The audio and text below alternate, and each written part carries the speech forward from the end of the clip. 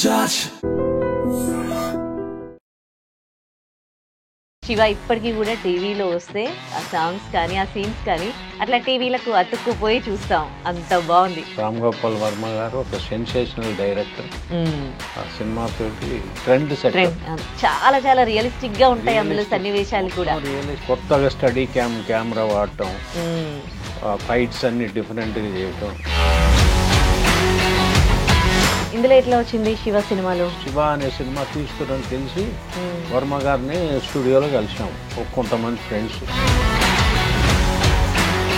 వర్మ గారు మళ్ళీ పిలిపించి నువ్వు జిమ్కి వెళ్ళాలి, కొంచెం జిమ్ చేయాలి, చేస్తే ఫిట్ ఉంటావు, మంచి క్యారెక్టర్ ఇస్తున్నా అని చెప్పారు. నాగార్జున గారి పక్కకే మీరు నటించారు, ఆయనతో స్క్రీన్ షేర్ చేసుకున్నారు కాబట్టి ఎట్లా అనిపించింది అప్పుడు ఆయనతో వర్క్ చేసేటప్పుడు? యాక్చువల్గా ఒకరోజు మేమందరం కీస్ హై స్కూల్లో క్యాంటీన్లో టేబుల్ దగ్గర అటు ఇటు అందరం కూర్చొని ముందు రోజు గీతాంజలి సినిమా చూసాం. మాకు ప్రీమియర్ వేసారు. ఇప్పుడు ఆర్జీవి గురించి మాకు తెలుసు, అప్పుడు ఆర్జీవి గురించి మాకు తెలియదు. అప్పట్లో ఆర్జీవి గారు ఎట్లా ఉండేవాళ్ళు? సైలెంట్, ఆయన పని ఏందో ఆయన చేసుకునేవాడు, ఎవరిని పట్టించుకునేవాడు కాదు. ఆయన తీయాలనుకున్నది తీసేవాడు. ఇప్పటికీ సైకిల్ చైన్ గురించి మాట్లాడుకుంటారు కదా, అది అప్పటికప్పుడు అనుకుని చేసిందా లేకపోతే? మామూలు అన్ని సినిమాలు చైన్లు ఎన్నో సినిమాలు చూసాం మనం, కానీ ఇది ఒక స్పెసిఫిక్గా తీసిర్రు. దానికి సౌండింగ్ తోటి ఇంకా హైలైట్ అయింది.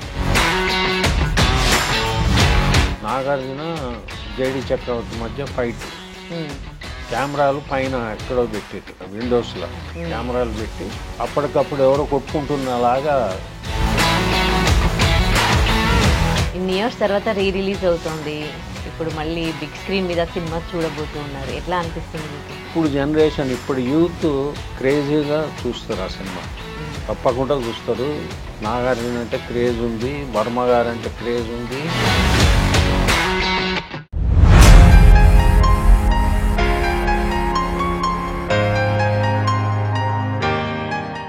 వెల్కమ్ టు ఐ డ్రీమ్ తెర వెనుక కథలు. నేను ఉదయశ్రీ. మనం ఇవాళ తెర వెనుక కథల్లో 1989లో రిలీజ్ అయిన ఒక సినిమా గురించి మాట్లాడుకోబోతున్నాం. అది అప్పట్లో ఒక ప్రభంజనం సృష్టించింది. ఆ సినిమా రిలీజ్ అయ్యి ఇప్పటికీ 36 సంవత్సరాలు అవుతుంది. ఆ సినిమా గురించి ఈరోజు మనం మాట్లాడుకుంటున్నామంటే ఆ సినిమా ఎంత ప్రభంజనం సృష్టించిందో మీరు ఇంకా ఇమాజిన్ చేసుకోవచ్చు. అదే శివ సినిమా. మరి రిలీజ్ చేస్తూ ఉన్నారు ఈ నెల 14న. ఈ సినిమా ఎక్స్పీరియన్స్ని మనతో షేర్ చేసుకోవడానికి ఆ సినిమాలో నాగార్జునతో భాషా క్యారెక్టర్లో నటించిన రమేష్ రెడ్డి గారు మనతో ఉన్నారు, స్టూడియోలో మాట్లాడదాం. Hello sir, welcome to our studio. ఎలా ఉన్నారు? 36 సంవత్సరాల క్రితం నటించిన ఒక వ్యక్తితో మేము ఇవాళ స్టూడియోలో మాట్లాడడం మాకు చాలా హ్యాపీగా అనిపిస్తుంది. అది కూడా శివ ఇప్పటికీ కూడా టీవీలో వస్తే ఆ సాంగ్స్ కానీ ఆ సీన్స్ కానీ అట్లా టీవీలకు అతుక్కుపోయి చూస్తాం. అంత బాగుంది. అసలు ఆ సినిమాలో మీరు నటించారు. మీకు ఇవాళ మిమ్మల్ని స్టూడియోకి పిలిపించి మిమ్మల్ని మీతో మాట్లాడుతూ ఉన్నాము అంటే మీకు ఎట్లా అనిపిస్తోంది? చాలా సంతోషంగా ఉందమ్మా, హ్యాపీ. ఆఫ్టర్ 36 ఇయర్స్ ఇంకా శివ ప్రభంజనం ఇంకా నడుస్తుందంటే గ్రేట్.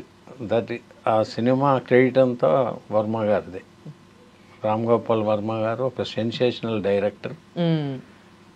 ఆ సినిమా తోటి మొత్తం మార్చిండు, ట్రెండ్ సెట్.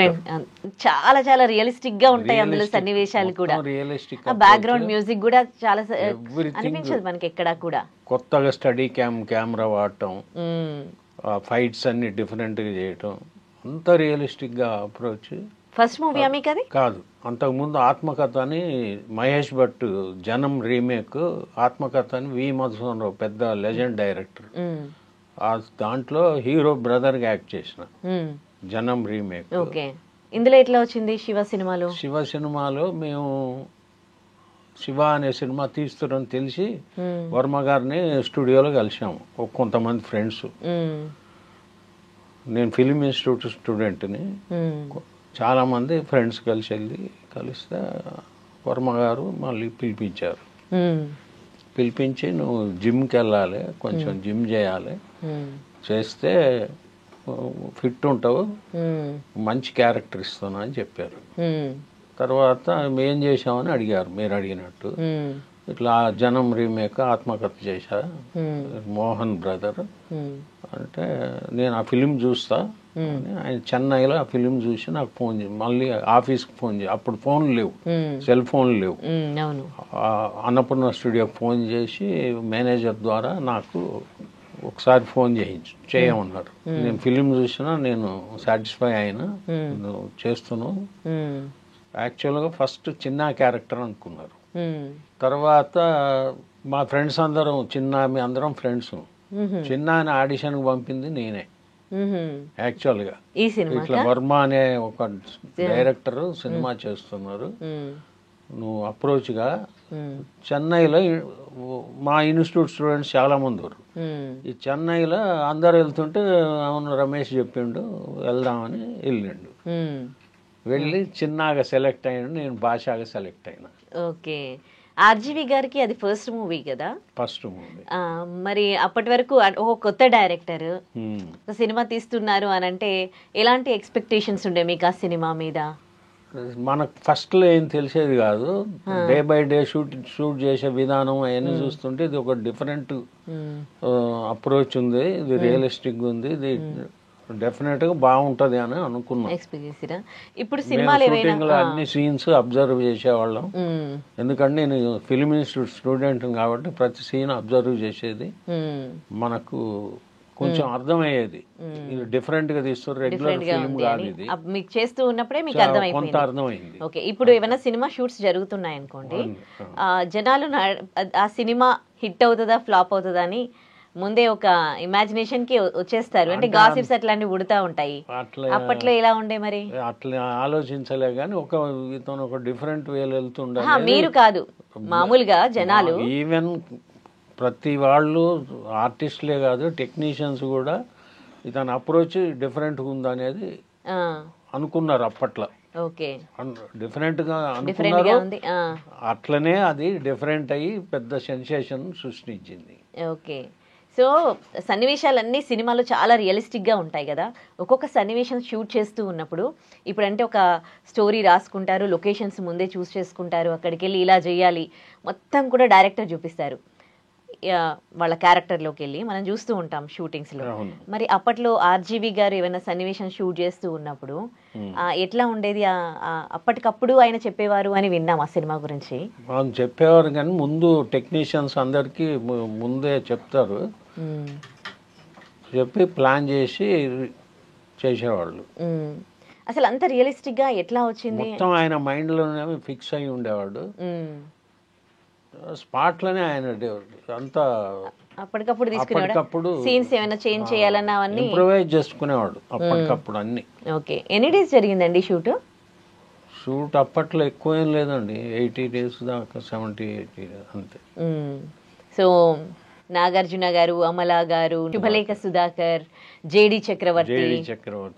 జేడి కూడా అప్పుడే ఫస్ట్ మూవీ కదా. ఓకే. ఓకే. నాగార్జున గారి పక్కకే మీరు నటించారు, ఆయనతో స్క్రీన్ షేర్ చేసుకున్నారు కాబట్టి ఎట్లా అనిపించింది అప్పుడు ఆయనతో వర్క్ చేసేటప్పుడు? చాలా బాగుందండి. ఎలా ఉండేవారు? మామూలుగా రిజర్వ్డ్ ఉండేది, ఎక్కువ మాట్లాడేవాళ్ళ? మాట్లాడేది.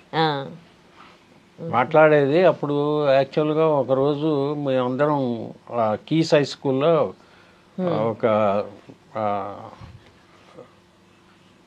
క్యాంటీన్ ఉండేది, క్యాంటీన్లో టేబుల్ దగ్గర అటు ఇటు అందరం కూర్చొని ముందు రోజు గీతాంజలి సినిమా చూసాం, మాకు ప్రీమియర్ వేసారు, చూసి దాని మీద డిస్కషన్. గీతాంజలి గురించి నేను చాలా బాగుంది సినిమా అని సార్తో చెప్పాను, నాగార్జున గారితో. కొన్ని సీన్లు కూడా నేను చెప్పి ఈ సీన్లు చాలా బాగున్నాయి, అందులో వర్షన్ సీన్ ఒకటి ఉంటుంది హీరోయిన్ హీరో మధ్య, అది నేను ఫస్ట్ చూడంగానే అనుకున్నా ఇది ఒక బ్రహ్మాండమైన సీను, ఇది పడుతుంది జనాలకని.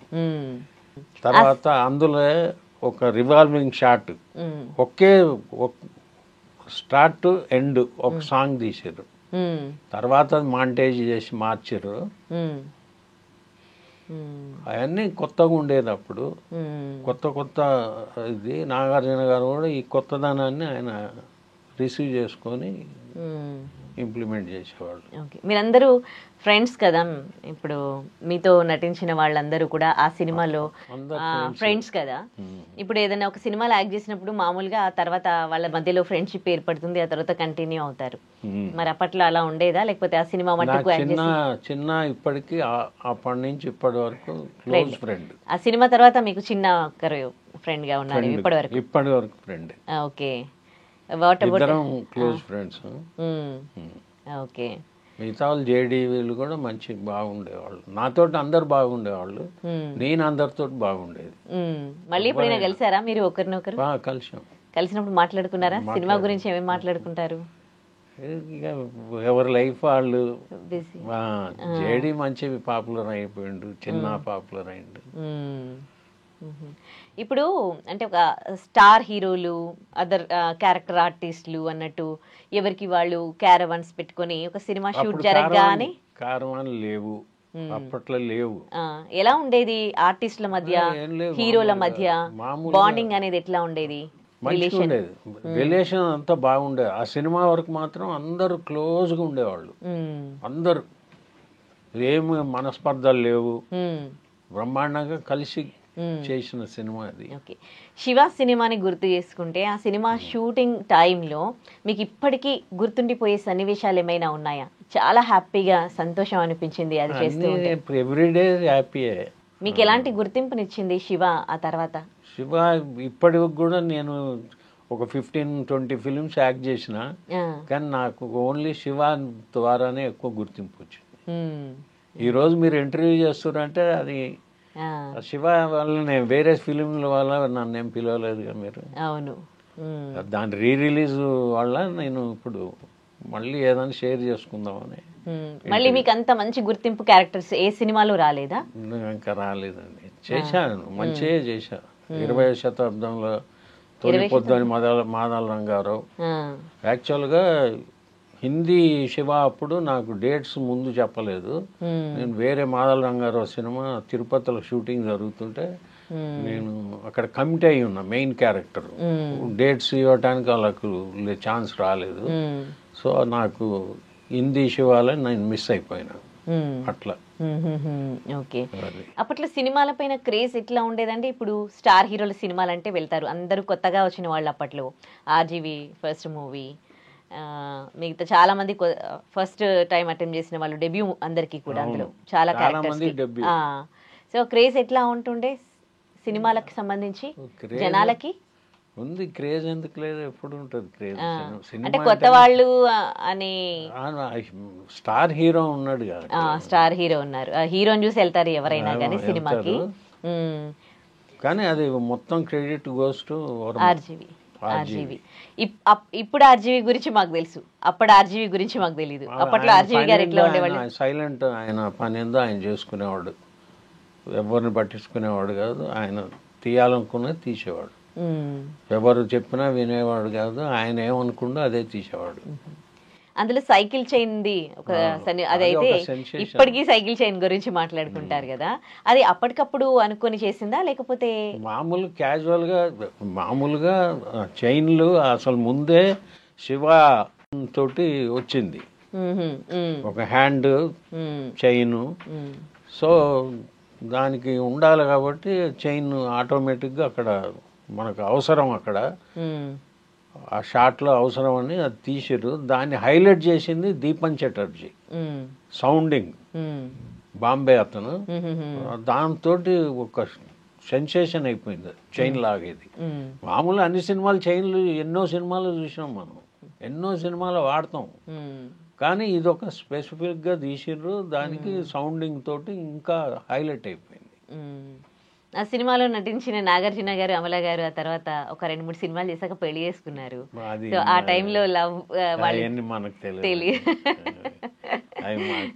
ఓకే, అమల గారితో స్క్రీన్ షేర్ చేసుకోవడం ఓకే, అమల గారితో స్క్రీన్ షేర్ చేసుకోవడం ఎట్లా అంటే మా కంబైన్డ్ సీన్లు ఓన్లీ క్యాంటీన్లు ఉండేది.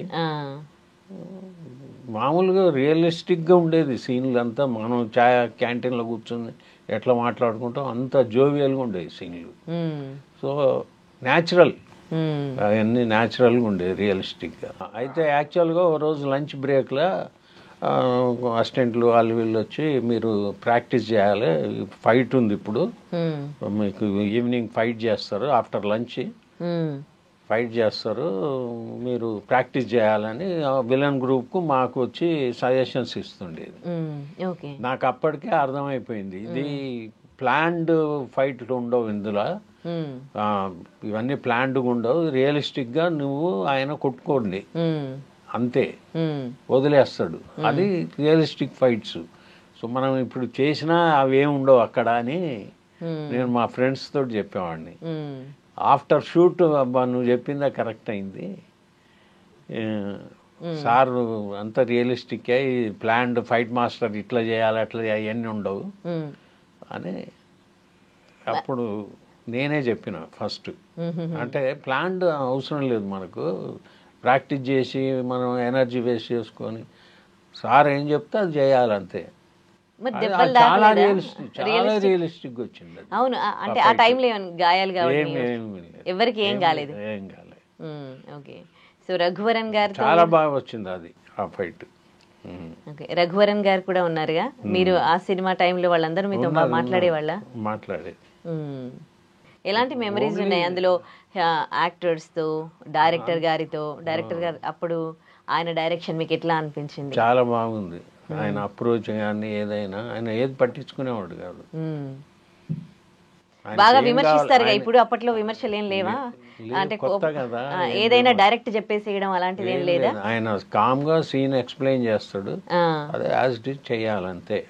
ఆయన మన నుంచి ఏం రావాలనుకుంటాడో అది తీసుకుంటాడు. ఓకే, తర్వాత కొన్ని చెన్నైలో కొంత షూట్ చేసారు. మీరు ఎన్ని డేస్ వర్క్ చేసిరు ఆ సినిమాకి? ఐడియా లేదండి, గుర్తులేదు. ఆల్మోస్ట్ ఎవ్రీడే పోయేది మేము. మరి ఆ సినిమా తర్వాత ఆర్జీవి గారిని ఎప్పుడు అప్రోచ్ అవ్వలేదా నెక్స్ట్ మూవీస్ కోసం? కలిసాం కానీ ఇంకా మనం కలిసాను. ఓకే, ఈ మధ్య కాలంలో ఎప్పుడైనా కలిసారా? ఇప్పుడు చాలా రోజుల కింద కలిసాను. కలిసి గుర్తుపట్టారా మిమ్మల్ని? గుర్తుపడతారు అయితే. ఎట్లా అంటే శబ్దాలయ స్టూడియోలో నేను మృగరాజు వర్క్ జరుగుతుంది, అసోసియేట్గా చేస్తున్నా. అశ్విని దత్ గారు అప్పుడు నాకు ఆయన సినిమాలు పనిచేసిన, రాజకుమారుడు చూడాలని అవి పనిచేసిన. సారీ ఆయన మాట్లాడుతుంటే రమేష్ మీకు తెలుసా అని వర్మ గారు నన్ను గుర్తుపట్టి అడిగారు. పేరు కూడా గుర్తుపట్టింది, పేరు కూడా గుర్తుంది. ఇప్పుడు ఉంటుందో లేదో తెలియదు కానీ అప్పుడు పేరుతో సహా. తర్వాత నేను డైరెక్షన్ డిపార్ట్మెంట్లోకి వెళ్ళిపోయినా. కొన్ని మూవీస్ చేసిన, కృష్ణ గారితో గరానాలుడు అని కొన్ని చేసిన. తర్వాత దీంట్లో గుణశేఖర్ గారితో డైరెక్షన్ సొగస్తుడతారు మా సినిమా నుంచి డైరెక్షన్లోకి వచ్చాను. తర్వాత మధుసూదన్ రావు గారు హిందీ లవ్ కుష్ చేస్తుంటే దానికి అసోసియేట్కి వెళ్ళిన. తర్వాత సొగస్తుడతనం, బాలరామాయణం, మనోహరం చూడాలనుంది, అర్జున్ ఒక్కడు, ఇవన్నిటికీ నేను అసోసియేట్గా పనిచేశాను. మంచి మంచి సినిమాలే చేశారు. ఓకే, ఇప్పుడు ఎట్లా ఉంది కెరీర్ మీకు? ఇంకా డైరెక్షన్ ట్రై చేస్తున్నా, ఇంకా అది ఓకే టైం. ఎవరు మీకు ఇన్స్పిరేషన్ డైరెక్షన్కి? మా గురువు మధుసూదన్ రావు గారు నాకు ఇన్స్పిరేషన్, ఆయన దగ్గరే నేర్చుకున్నా. తర్వాత గుణశేఖర్ గారి దగ్గర చేసిన. మహేష్ బాబు ఫస్ట్ మూవీ రాజకుమారుడు, రాఘవేంద్రరావు సినిమా, దానికి అసోసియేట్గా పనిచేశా. ఇన్ని ఇయర్స్ తర్వాత రిలీజ్ అవుతోంది, ఇప్పుడు మళ్ళీ బిగ్ స్క్రీన్ మీద సినిమా చూడబోతూ ఉన్నారు, ఎట్లా అనిపిస్తుంది మీకు? కొత్త అనుభూతి ఉంటుంది, 4K కాబట్టి తప్పకుండా చూస్తారు జనాలు కూడా. ఎందుకంటే ఒక సెన్సేషన్, మళ్ళీ సౌండింగ్ గిౌండింగ్ అంతా అది చాలా డిఫరెంట్గా ఉంటుంది కాబట్టి చూస్తారు. ఆ సినిమాలో మీరు యాక్ట్ చేసిన తర్వాత మీరు బయటికి వెళ్ళినప్పుడు జనాలు మిమ్మల్ని అప్రోచ్ అయ్యే విధానం ఎట్లా ఉండేది? మామూలుగా అది మనది మామూలు క్యారెక్టర్, అంత ఏం లేదు. కాకపోతే ఇండస్ట్రీలో కొత్తగా అప్కమింగ్ డైరెక్టర్లు వాళ్ళ దృష్టిలో పడ్డాం ఈ సినిమా వల్ల. ఈ సినిమా నన్ను గుర్తుపట్టేది భాష వల్లనే, అందులో భాష చేసిన ఆయన బిల్వండి అనేవాళ్ళు వేరే సినిమాల్లో. అట్లా ఓకే. ఆ సినిమా ఎంతో మందికి ఫ్యూచర్ ఇచ్చింది కదా, చాలా మందికి ఫ్యూచర్. చిన్న ఆ సినిమాతోటి ఇప్పుడు స్టిల్ ఈరోజు వేషాలు వేస్తున్నాడంటే అదే కారణం. ఈవెన్ రామ్ జగన్ అందరూ జేడి స్టార్ అయిపోయిందిగా. సత్య లాంటి సినిమా చేసిండంటే ఇండియా. ఆ రోజుల్లో టెక్నికల్ గా ఎలా చేసేవారండి సినిమాలు, ఇది ఎలా చేశారు? ఇందులో కొత్తగా ఏంటంటే స్టడీ క్యామ్ వాడారు. కొత్తగా మనం బాంబే నుంచి తెప్పించి స్టడీ క్యామ్ తోటి కాలేజ్ సీన్స్, యాక్షన్ సీన్స్ అవి షూట్ చేశారు. అది ఒక థ్రిల్, జనాల కొత్త అప్పుడు. ఓకే. ఇప్పుడు సినిమా అయిపోయాక డబ్బింగ్లు అవి ఉంటాయి కదా, ఆ రోజుల్లో ఉండేవా డబ్బింగ్లు? డబ్బింగ్లు ఉండేది, అందరు డబ్బింగ్. మీ డబ్బింగ్ మీరే చెప్పుకున్నారా? నేను చెప్పుకోలేదు, నాకు అవకాశం రాలేదు. ఓకే. తర్వాత కుక్కట్పల్లిలో కేఫేలో ఒక సీన్ షూట్ చేసేటప్పుడు నాకు కొత్తగా అనిపించింది ఏంటంటే, నాగార్జున జేడి చక్రవర్తి మధ్య ఫైట్, కెమెరాలు పైన ఎక్కడో పెట్టారు,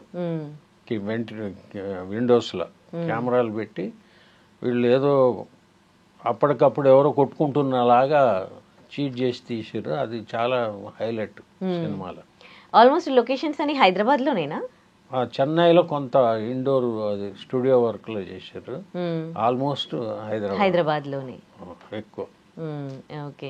బొర్రా కేవ్స్ లో ఒక సాంగ్ చేశారు. ఇక అంతా ఆల్మోస్ట్ ఇక్కడే. ఓకే. ఇప్పుడు హైదరాబాద్ లో ఎక్కడైనా ఒక సెలబ్రిటీ ఇలా వస్తే అంతా ఎగబడిపోయి అక్కడ ట్రాఫిక్ జామ్ అవుతుంది. మరి ఆ రోజుల్లో ఎట్లా? ఆ రోజుల్లో అంత పాపులేషన్ తక్కువే కదా, తక్కువ ఉండేది. మీరు బయట షూట్ చేస్తూ కీస్ హై స్కూల్లో కాలేజ్ ఎపిసోడ్స్ అన్ని కీస్ హై స్కూల్లో చేశారు. అక్కడ ఏంటంటే మొత్తం చుట్టూ గేట్లు ఉంటాయి, బయట వాళ్ళని రానిచ్చేవాళ్ళు కాదు. ఆల్మోస్ట్ స్టూడియో లాగానే. సాంగ్ షూట్ అవన్నీ ఎట్లా జరిగినాయి? మంచి, అంటే మా మీద ఒక సాంగ్ లో. ఓకే. బాటనీ పాట ఉంది, అందులో మీరున్నారా? నేనున్నా. ఓకే. అది అక్కడే కీస్ హై స్కూల్లో చేశారు. ఓకే. ఉత్తేజ్ గారికి కూడా ఫస్ట్ మూవీ కదా? ఉత్తేజ్ కూడా అప్పుడు ఫ్రెండ్. తర్వాత వర్మ గారు ఆఫీస్ కు అక్కడ ఫోన్ చేస్తే నా ఇంటికి వచ్చి చెప్పింది నాకు ఉత్తేజే. నా రూమ్ కి వచ్చి నువ్వు సెలెక్ట్ అయినావు సార్ రమ్మంటున్నాని నాకు చెప్పింది ఉత్తేజ్. అవునా? ఓకే. చాలా సరదాగా ఉంటారు ఫ్రెండ్స్. ఈ జనరేషన్ లో ఎలా ఉంటారు? ఇప్పటికీ మంచి ఫ్రెండ్. ఆ సినిమాలో ఇప్పుడు జనరేషన్ లో ఫ్రెండ్స్ ఎట్లా ఉంటారో అప్పుడు కూడా అలాగే ఉన్నట్టుగా వాళ్ళ మధ్యలో వచ్చే సంభాషణలు కానీ అవన్నీ అట్లాగే అనిపించినాయి అనమాట. అంటే ఇన్ని ఇయర్స్ అయినా కానీ అప్పుడు కూడా చాలా బాగుంది బాండింగ్ మధ్య, ఫ్రెండ్స్ లో మధ్య అని. అంటే సినిమా మట్టుకేనా అది? మా తర్వాత ఏదైనా సినిమాలో యాడ్ చేసినప్పుడు ఫ్రెండ్షిప్ అయిపోతుంది? లేదు, క్లోజ్గా ఉండేవాళ్ళు. ఆల్మోస్ట్ ఈ శివ సినిమాలో ఉన్న ఫ్రెండ్స్ అందరూ ఇప్పుడు అందరూ, నేనే కాదు, అందరూ మన రెగ్యులర్ కలుస్తుంటారు, మాట్లాడుతుంటారు, ఫోన్లలో టచ్లు ఉంటారు. ఉత్తేజ్ మీతో మాట్లాడతారా ఇప్పటికి? మంచిగా మాట్లాడు. ఓకే. ఉత్తేజ్ గారు కూడా తర్వాత ఆయన కూడా తన టాలెంట్ ప్రూవ్ చేసుకున్నారు, మంచి బ్రేక్ వచ్చింది. అంతా ఇంప్రూవైజేషన్ లో వచ్చింది, ఆ క్యారెక్టర్ ప్రూవ్ చేసుకున్నాడు, స్టిల్ కంటిన్యూ అవుతున్నాడు. ఓకే. మీరు ఎక్స్పెక్ట్ చేశారా ఆ టైంలో ఇంతమందికి ఫ్యూచర్ ఇస్తుంది? నాకు కూడా అంత ఐడియా లేదు ఆ టైంలో చేసేటప్పుడు, లేదు కానీ డిఫరెంట్ అప్రోచ్ అనేది మాత్రం తెలిసిపోతుంది షూటింగ్ అప్పుడే. కానీ ఇంత సెన్సేషన్ ఇవన్నీ మనం లేదు, మనకు ఐడియా లేదు. ఓకే. రిలీజ్ అయ్యాక థియేటర్స్ దగ్గర ఎట్లాంటి హడావిడి ఉండేది? చాలా హడావిడి. ఓకే. సో ఆఫ్టర్ 36 years మళ్ళీ సినిమా రిలీజ్ అవుతోంది.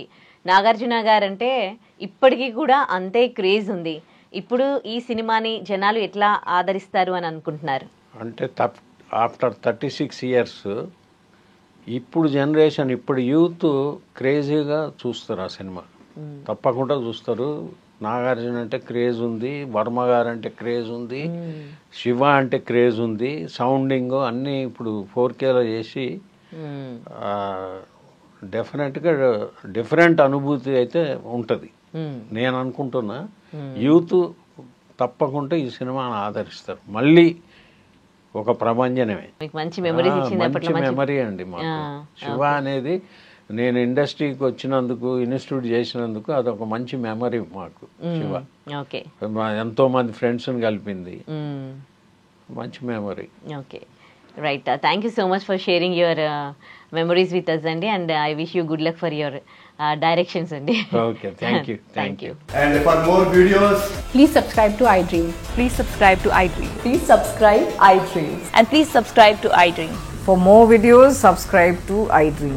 please like, share and subscribe to the channel. Congratulations, iDream. Subscribe to iDream. Subscribe to iDream. So subscribe to iDream Media. iDream team andarki huge congratulations. Please subscribe iDream Media. Please subscribe to iDream. Subscribe iDream. Please subscribe to iDream.